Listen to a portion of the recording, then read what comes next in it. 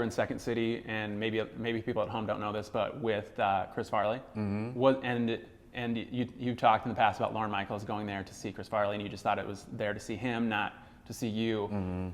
I guess my question for you is, you guys have a very different humor. He's very over the top, very physical humor, whereas you have subtle humor, which I love and a lot of people do. But was it tempting with him getting all that attention, to try to be something that you weren't, or how did you stick to what you were, what the kind of comedian that you were? Well, I guess by that time I was like smart enough and seasoned enough in improv and everything that I sort of knew my role in the sketches and the improv that we did. And with Farley, you really had to serve the scene. You had to sort of be the guy who asked questions to the person you're working with, you know, and to not overreact to the things that he gives you back. So I was a straight man, and I knew in some of those scenes you just have to play that role, you know.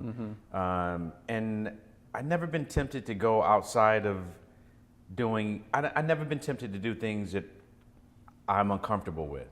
You know, like I sort of know what I like to do, and me trying to out energy and out big and Farley is crazy because he's just really funny.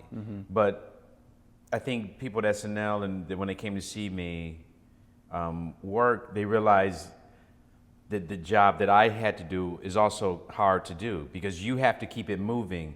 You have to like introduce ideas into this scene for him to go off on, you know. And so I think that's probably why they probably thought of me as a writer first.